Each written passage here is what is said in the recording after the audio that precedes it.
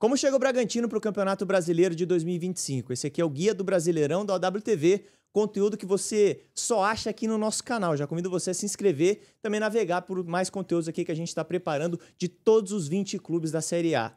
Você quer saber como é que o Bragantino chega? Não acompanhou muito o time nesse início de temporada? Quem vai contar pra gente é o Felipe Dal, que tá aqui comigo e sabe tudo do Bragantino. Time que não teve um bom Campeonato Brasileiro no ano passado, né, Dal? Que sofreu bastante. Como é que chega o Bragantino agora? Foi o caos, né? Final do ano passado, o ano do Bragantino. O Bragantino que tem criado esperanças, né? Desde que foi vendido para a Red Bull e evoluindo bastante. Uma Série B que atropelou todo mundo em 2019. Desde então, um projeto muito sólido de contratar jogadores jovens, evoluí-los e vendê-los. Inclusive, chegando em final de Copa Sul-Americana, chegando aí para a Libertadores. Porém, 2024 foi um ano, não sei se para ser esquecido ou para ser lembrado, para não se repetir. Foi típico, né? Foi do caos à calmaria no finalzinho, porque o Bragantino parecia rebaixado na penúltima rodada. Vai até a Arena da Baixada em Curitiba e vence o Atlético e depende apenas de si. Foi uma história de cinema quase com o Bragantino. O torcedor do Bragantino quase morreu do coração, mas Exatamente. foi de fato um filme épico, né? Eduardo Sacha jogou muito, né? Teve uma reta final incrível e o Bragantino volta a se estruturar. Ele, depois da saída de Pedro Caixinha, o Seabra vem como treinador e é mantido, mesmo com resultados ruins que ele não conseguiu fazer o time evoluir logo que chegou. Aquele famoso fato novo não funcionou com o Bragantino no ano passado. E esse ano o Bragantino ainda começa instável. Campeonato Paulista, Copa do Brasil, apesar de estar garantido na terceira fase da Copa do Brasil, o Bragantino empatou 2 jogos e os 2 passou nos pênaltis. Fator emoção, então, tá presente ainda nessa temporada, né? Exatamente. Não tá fácil pro torcedor do Bragantino ainda. E assim, a eliminação no Paulista acho que foi aceitável, Justa, né? Até né? pelo fato de enfrentar o Santos, que tá com o Neymar, que tá um time que investiu bastante, né? O Bragantino é um time que, como você trouxe, né? Vai atrás de jogadores bem interessantes. Trouxe nesse ano jogadores também bem interessantes, que a gente vai trazer daqui a pouquinho. Mas acho que a derrota pro Santos era algo que poderia se esperar, né? Num jogo onde tudo poderia acontecer. Poderia acontecer e acabou perdendo por 2-0. E não é que jogou mal ou que deixou de ser propositivo da maneira com que o Bragantino tenta jogar, mas é porque pegou um time melhor, né? Não vejo o Bragantino hoje brigando na mesma maneira que o Santos. O Bragantino não tem o mesmo investimento no sentido de querer brigar por algo, contratando um Neymar, contratando um Roleiser, como a gente falou já do Santos, a gente vai falar do Santos, perdão, e o Bragantino tem essa característica de trabalhar com jovens e tentar vendê-los. E é isso que faz a Red Bull desde que acabou abrindo a sua filial no Brasil.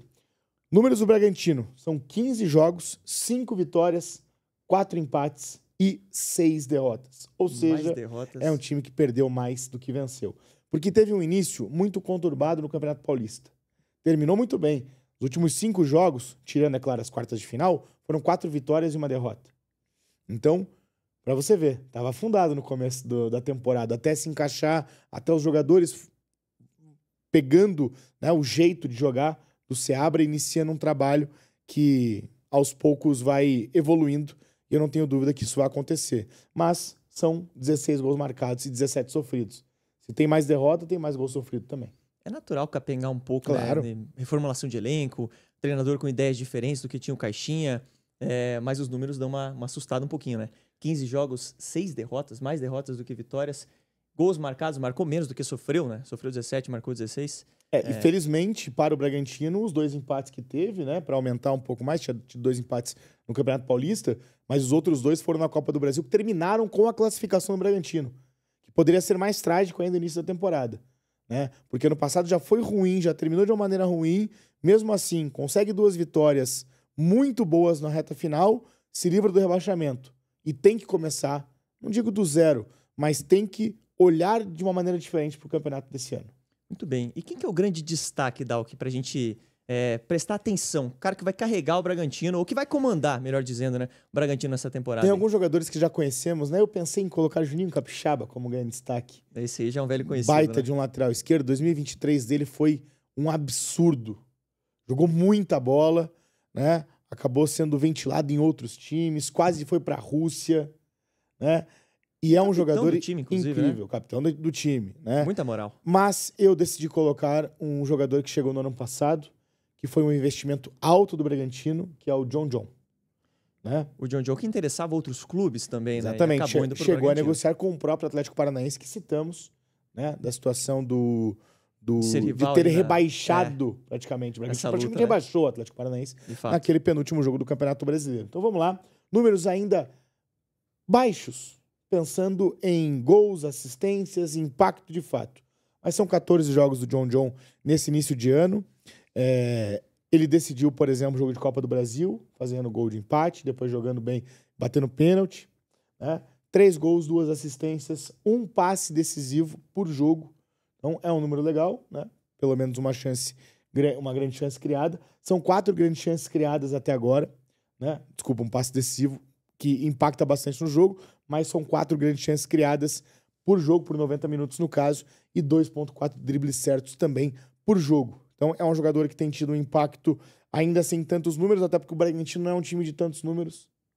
Né? Mas é um cara que tá chamando a responsa, né? Como 16 gols feitos, 17 sofridos, mas tá chamando a responsa para ser o camisa 10 da equipe.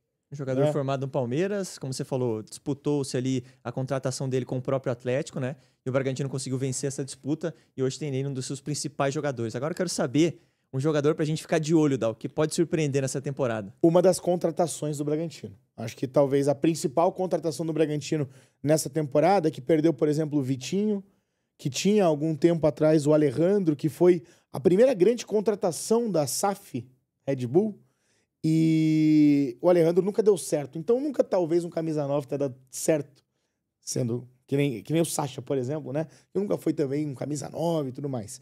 Mas Isidro Pita é pra gente ficar de olho. Jogador que estava no Cuiabá nos últimos 2 anos, tem um impacto legal na seleção paraguaia, já fez gols. De seleção, né? Exatamente. Interessantíssimo. E apesar dessa latinha dele meio cansada, ele tem apenas 23 anos. É verdade, né? Jovem, né? Jovem Isidro Pita. Já tem destaque, já teve no Cuiabá. Exatamente. Uma média de 68 minutos por jogo, tá, nessa temporada, mas são 12 jogos já. Apesar de também, assim como o John, os números ainda não são tão agradáveis aos olhos do torcedor. 2 gols, 1 assistência, quase 2 finalizações por 90 minutos, quase 1 passe decisivo por 90 minutos, 0,8. E ele recupera bolas, inclusive lá no último terço de campo. Na fase ofensiva, ele é um jogador muito dedicado. Então, 1,7 recuperações por jogo. Ele é um jogador que contribui muito nessa fase defensiva. Ele pressiona zagueiros. Então, é um cara que pode ajudar e pode evoluir. Esse número que você trouxe reforça isso, né? Mas é perceptível para todo mundo que vê ele jogar, Com né? certeza. Esse fato. Ele é um cara que se doa muito na marcação. Ano passado, o Cuiabá não conseguiu jogar. E mesmo assim, o Isidro Pita fez vários gols importantes. Né? E o Cuiabá, mesmo assim, foi rebaixado com antecedência. É uma equipe que não conseguiu ter uma competitividade na Série A, mas o Pita é o cara que conseguiu fazer o seu futebol evoluir. Algo de bom foi tirado do Cuiabá e esse algo de bom está agora no Bragantino, no início dessa temporada de 2025. É isso que o torcedor do Bragantino espera, né? Que comande o seu ataque, faça gols decisivos. E agora a gente pode esboçar um pouco desse time do Bragantino para essa temporada de 2025, Dalk? Vamos lá. Vamos para o time que geralmente vem atuando na equipe do Bragantino, né? Temos aí o Cleiton no gol, que já é também, junto com o Alejandro, foram as 2 primeiras contratações do Bragantino lá na era SAF, lá em 2020. Né? Andrés Hurtado pela direita, Pedro Henrique e Guzmán Rodrigues, os zagueiros, e o Juninho Capixaba pelo lado esquerdo. Guzmán Rodrigues, uma das ótimas contratações da equipe do Bragantino nessa temporada, inclusive. O Gabriel, que estava jogando no Atlético, Gabriel Rufi, todo mundo conhece, Corinthians, Internacional, várias outras equipes do futebol brasileiro. O Matheus Fernandes, que disputa essa posição no meio de campo, mas ele geralmente é mais titular. E o John como o cara que é o camisa 10 dessa equipe. Na ponta direita, La Quintana. Na ponta esquerda, o Vinicinho. E o Isidro Pita é o titular da centroavância. E aí eu coloquei algumas opções poucas aqui, né, pra gente não demorar tanto tempo também, mas para falarmos sobre jogadores que entram recorrentemente. O Eduardo Sacha termina como o cara que salvou o Bragantino em 2024. Esse ano não jogou tanto. O Mosquera joga bastante como titular e também entra bastante. Ele disputa a posição especificamente com o La Quintana. E o Eric Ramírez é um cara que em muitas oportunidades jogou como titular no lugar do Matheus Fernandes. Então são opções interessantes. O Fernando Seabra está fazendo o seu time evoluir. Te agrada esse elenco? É um elenco jovem. Jovem, com potencial, mas a gente tem que aguardar ainda para ver como é que vai encaixar, né? Exatamente. É um trabalho que tá no começo, né? Fernando Seabra não tá ali há muito tempo É um ainda. trabalho inicial e é um trabalho que segue um padrão. Não tem como esperar que o Bragantino vai contratar 1 milhão de jogadores. E sim que vai apostar em jovens para jogar. Uma equipe com muitos jovens, a gente já trouxe o jogador de destaque, John, um cara pra gente ficar de olho, Isidro Pita. Dito tudo isso, mostrando essa equipe titular que deve iniciar o Campeonato Brasileiro. E o que a gente pode esperar do Bragantino? Qual que é o martelo que a gente vai bater aqui nesse programa? A gente vai para a zona do Agrião, né? Ano passado sofreu até demais. Acho que esse ano não vai sofrer tanto, não vai cometer os mesmos erros que cometeu em 2024. Por isso, acho que o Bragantino vai fazer um Campeonato Brasileiro sem sustos, mas sem tantas ambições assim. Eu tô contigo, viu? A gente entrou num consenso aqui, né? Essa zona do Agrião aí. Tô jogando só no teu aí, né? Mas a gente decidiu junto aqui. O Bragantino, esse ano, luta para ter um campeonato mais tranquilo. Pelo time que a gente viu, pelos investimentos, dá para esperar um pouco mais, mas também pelo contexto do campeonato, a régua tá muito alta, né, cara? Se alguns anos atrás tivemos o Bragantino indo para Libertadores, indo para a final de Sul-Americana, tivemos Claudinho sendo craque do Brasileirão, por exemplo, pelo Bragantino. Esse ano não será que nem em 2024, eu acho. Nós achamos, né?